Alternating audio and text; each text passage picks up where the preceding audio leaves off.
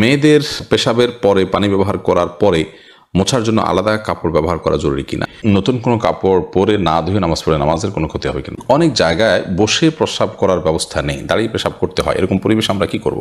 স্বামী সিগারেট খেলে ওয়াইফের করণীয়, কোনো বাচ্চার বিছানায় প্রস্রাব করলে বিছানার চাদর ওয়াশ করা যায়, কিন্তু জাজিম বা তোষকে পেশাব করলে ধোয়া যায় না, এক্ষেত্রে করণীয় কি? কোরআন কারীম যদি ভুল বশত পায়ে লাগে অথবা নিচে পড়ে যায়, করণীয় কি?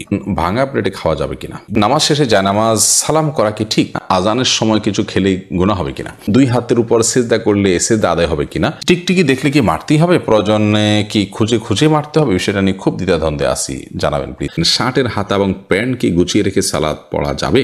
কোরবানির সাথে সন্তানের আকিকা দেওয়া জায়েজ হবে কিনা, নামাজের সিজদা অবস্থায় যদি পা উঠে যায় তাহলে নামাজের কোনো সমস্যা হবে কিনা, বিতরের নামাজ কি কি সূরা দিয়ে পড়তে হয়। নাহিদ ইসলাম আপনি লিখেছেন, নামাজ শেষে জায়নামাজ সালাম করা কি ঠিক? না, জায়নামাজ সালাম করার কিছু নেই, সালাম করতে হবে মানুষকে। ডানে বামে সালাম দিচ্ছেন, এরপর কোনো সালাম নাই। এরপরে কোনো কারোর সাথে আপনার হঠাৎ সাক্ষাৎ হয়েছে, সেই জায়গা থেকে আপনি সালাম দিতে পারেন, কিন্তু জায়নামাজকে সালাম দেওয়া এটি কোরআন সুন্নাহর কোনো নির্দেশনা নয়। এটি যদি সালাতের অংশ মনে করে কেউ, সালাত পরবর্তী করণীয় মনে করেন কেউ শরিয়া দৃষ্টিকোণ থেকে, ইসলামের দৃষ্টিকোণ থেকে, তাহলে সেটি বরং বিদআতে পর্যবেসিত হবে। ইসলামের নামে মন গড়া কোনো কিছু করলে সওয়াব হয় না, বরং আরও বিপরীতে গুনাহ হয়। প্রজাপতি নীর ইয়ারি থেকে আপনি লিখেছেন, ভাঙা প্লেটে খাওয়া যাবে কিনা। ভাঙা প্লেটে খাওয়া যাবে, কোনো অসুবিধা নেই। ভাঙা আয়নায় মাথা চেহারা দেখা যাবে, সেটাতে কোনো অসুবিধা নেই। আমরা অনেকে মনে করি ভাঙা প্লেটে খাওয়া যাবে না, ভাঙা আয়নায় চেহারা দেখা যাবে না, এটা নিছকই আমাদের সামাজিক কুসংস্কার। ভাঙা প্লেটে ভাঙা অংশে জীবাণু থাকতে পারে, সেজন্য আপনি ওইটাতে খেলে অস্বাস্থ্যকর হতে পারে, সেটা তো আপনার একান্ত স্বাস্থ্যগত বিষয়, বাট সেটাও তো নিশ্চিত নয়। বিধায় ভাঙা প্লেটে খেলে যে গুনাহ হয়ে যাবে বা নাজায়েজ হবে, বাট সেরকম নয়। এবং ভাঙা আয়নায় চেহারা দেখলে কোনো অসুবিধা হবে না। শেখ রোকনুজ্জামান লিখেছেন, অনেক জায়গায় বসে প্রস্রাব করার ব্যবস্থা নেই, দাঁড়িয়ে পেশাব করতে হয়। এরকম পরিবেশ আমরা কি করব? যদি কোনো প্রকার ব্যবস্থা না থাকে এবং দাঁড়িয়ে পেশাব করা ছাড়া নিরুপায় থাকেন, তাহলে আপনি অবশ্যই দাঁড়িয়ে পেশাব সেখানে করতে পারেন, যেহেতু আপনি নিরুপায়। কিন্তু নিয়মিত অভ্যাস বাড়ানো সঠিক নয়, কারণ নবী করিম সাল্লাল্লাহু আলাইহি ওয়াসাল্লাম বসেই সবসময় পেশাব করতেন। তবে বিশেষ একবার তিনি দাঁড়িয়ে পেশাব করেছেন, এবং সেটি কারণ ছিল এমন একটা জায়গায় তিনি গেছেন যেখানে ময়লা আবর্জনা চতুর্দিকে ফেলেছে মানুষ, এবং সেখানে বসার মতো কোনো জায়গা ছিল না, সেজন্য তিনি সেখানে দাঁড়িয়ে পেশাব করেছেন।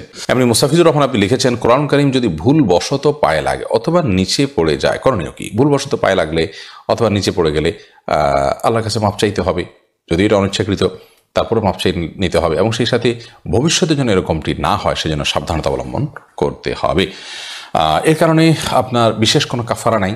আমরা ছোটবেলা থেকে যে সমস্ত কথা শুনে আসছি যে এর কারণে এত কেজি লবণ দিতে হবে, চাল দিতে হবে গরিবকে ইত্যাদি, এগুলো আমাদের নিজেদের মন গড়া নানান কথাবার্তা। মূলত যদি পড়ে যায়, ইচ্ছাকৃত নয় বরং ভুলে পড়ে গেছে, তাহলে সেক্ষেত্রে সেটার কারণে আপনার বিশেষ কোনো করণীয় নাই, সামনে থেকে সাবধানতা অবলম্বন করতে হবে, এবং যেটি হয়ে গেছে আল্লাহ কোরআনের প্রতি অনিচ্ছাকৃত, তার জন্য আল্লাহর কাছে মাপ চাইতে হবে। ফয়সাল আহমেদ আপনি লিখেছেন, টিকটিকি দেখলে কি মারতেই হবে, প্রয়োজনে কি খুঁজে খুঁজে মারতে হবে, বিষয়টা নিয়ে খুব দ্বিধাদ্বন্দ্বে আছি, জানাবেন প্লিজ। না, খুঁজে খুঁজেই আপনাকে মারতে হবে এমন কিছু, এমন কোনো বাধ্যবাধকতা নেই, বরং আপনার চোখে পড়েছে, উপদ্রব করে আপনি মারবেন, কিন্তু এটার জন্য আপনি খুঁজে খুঁজে বেড়াবেন, এটার পিছে পিছে ঘুরে বেড়াবেন, আপনার অনুসন্ধান করে বেড়াবেন, এই কথা হাদিসে বলা হয়নি। লায়লা নূর কদর এআইডি থেকে লিখেছেন, স্বামী সিগারেট খেলে ওয়াইফের করণীয় কি? ওয়াইফে তাকে বোঝাবেন, যথাসম্ভব নিজে না পারলে অন্য কাউকে দিয়ে বোঝাবেন, আল্লাহর কাছে দোয়া করবেন, তারপর তিনি যদি ফিরে না আসেন একান্ত তার গুনাহ হবে, ওয়াইফ অন্তত দায়মুক্ত হলেন। রাসেল ভূঁইয়া আপনি লিখেছেন, কোনো বাচ্চার বিছানায় প্রস্রাব করলে বিছানার চাদর ওয়াশ করা যায়, কিন্তু জাজিম বা তোষকে পেশাব করলে ধোয়া যায় না, এক্ষেত্রে করণীয় কি? যেই সব দ্রব্য, যে সমস্ত জিনিসপত্র, আসবাব ইত্যাদি, এগুলোতে পেশাব লাগার পর সেটা পরিষ্কার করার কোনো বই নেই, সেটা রোদ ইত্যাদি দিয়ে ওটা আলামত দূর করে ফেলতে হবে, এত বেশি রোদ দিতে হবে, এত বেশি আপনার সেটার দুর্গন্ধ দূরের উদ্যোগ করতে হবে যে সেটাতে নাপাকের কোনো আলামত বা নামলেশ নেই। তো এর মাধ্যমে সেটি পাক হয়ে যাবে। বিশেষ করে ফ্লোর, ওয়াল, গাছ, এই টাইপের অনেক কিছুই আছে যেগুলোকে ওইভাবে আসলে ধোয়া সম্ভব হয় না, তো সেগুলোতে নাপাকের আলামত যেটি আছে সেটি দূর হয়ে গেলেই সেটি ব্যবহার করা যাবে। দিনের পত্রিকা আইডি থেকে আপনি লিখেছেন, বিতরের নামাজ কি কি সূরা দিয়ে পড়তে হয়? ভিতরের সালাতের প্রথম রাকাতে সূরা সাব্বিহিসমা রাব্বিকাল আলা, দ্বিতীয় রাকাতে সূরা কাফিরুন এবং তৃতীয় রাকাতে সূরা ইখলাস কুল হুয়াল্লাহ পাঠ করা, এটি সুন্নাহ।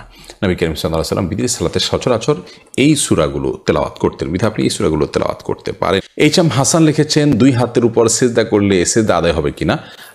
সিজদা করবেন আপনি জমিনে, হাতের উপরে সিজদা করবেন না। যদি কোনো কারণে হাতের উপরে কেউ সিজদা করেন, হয়তো জমিন তার জন্য উপযোগী না বা জমিনে করার কোনো ব্যবস্থা নেই, আদায় হয়ে যাবে তার সালাত। জুলেখা খাতুন আপনি লিখেছেন, নতুন কোনো কাপড় পরে না ধুয়ে নামাজ পড়ে নামাজের কোনো ক্ষতি হবে কিনা? নতুন কোনো কাপড় পরলে সেটা ধুয়েই পড়তে হবে এমন কোনো বাধ্যবাধকতা নেই। কারণ নতুন কাপড় মানেই যে সেটা নাপাক, সেটাতে অপবিত্রতা আছে এমনটি তো নিশ্চিত নন আপনি। তাহলে এটি ধোয়াটা বাধ্যতামূলক কেন হতে যাবে? তবে হ্যাঁ, আপনারা যদি নতুন কাপড় কেনার পর দেখলেন যে সেখানে কোনো নাপাক আছে, তাহলে ওই জায়গায় সেই নাপাকটা ধোয়াটাই হলো আবশ্যক। অতএব শরীর দৃষ্টিকোণ থেকে নতুন কাপড় ধুয়ে পড়তে হবে এমন কোনো বাধ্যবাধকতা নেই। আবু সাইদ আবদুল্লাহ আপনি লিখেছেন, শার্টের হাতা এবং প্যান্টকে গুছিয়ে রেখে সালাত পড়া যাবে? শার্টের হাতা এবং প্যান্ট গুছিয়ে সালাত আদায় করা মাকরুহ, নবী করিম সাল্লাল্লাহু আলাইহি ওয়াসাল্লাম নিষেধ করেছেন এটি। এই জন্য এটা ছেড়ে সালাত আদায় করতে হবে। তবে হ্যাঁ, প্যান্টের বিষয়টা হলো সেটা যদি কেউ টাকনুন নিচে পড়ে যায়, সেটা থেকে বাঁচার জন্য গোছান, তা সেটা জায়েজ আছে, কিন্তু সেটা সলাতে শুধু না, বরং সবসময় এরকম রাখতে হবে। সুমন আহমেদ আপনি লিখেছেন, নামাজের সিজদা অবস্থায় যদি পা উঠে যায় তাহলে নামাজের কোনো সমস্যা হবে কিনা? সিজদা অবস্থায় যদি পা সামান্য উঠে আবার আপনি জায়গায় নিয়ে গেছেন, কোনো অসুবিধা হবে না। আর যদি পুরো সিজদা জুড়ে উঠে থাকে তাহলে আপনার নামাজ হবে না। কারণ নবী করিম সাল্লাল্লাহু আলাইহি ওয়াসাল্লাম বলেছেন, আমি উমিরতু আন আসজুদা আলা সাবআতি আযমিন, 7টি অঙ্গের উপরে, 7টি হাড্ডির উপরে, শক্ত অঙ্গের উপরে আমাকে সিজদা করতে নির্দেশ করা হয়েছে। তার মধ্যে কপাল আর নাক, 2 হাত, 2 হাঁটু এবং 2 পায়ের যে আঙ্গুলগুলো সেগুলো। অতএব এগুলোর কোনো একটা যদি আপনার এই 7টি অঙ্গের কোনো একটি যদি সরে যায় সামান্য সময়ের জন্য অসুবিধা নেই, আবার তিনি জায়গা নিয়ে গেছেন। কিন্তু যদি পুরো সালাত জুড়ে, পুরো রাকাত জুড়ে, সিজদা জুড়ে তার এটা যদি পৃথক থাকে তাহলে সেক্ষেত্রে সেটি জায়েজ হবে না এবং সে নামাজ হবে না, কারণ এটা ওয়াজিব এই 7টা অঙ্গের উপরে সিজদা করা। নবিজুল ইসলাম খান আপনি লিখেছেন, কোরবানির সাথে সন্তানের আকিকা দেওয়া জায়েজ হবে কি না?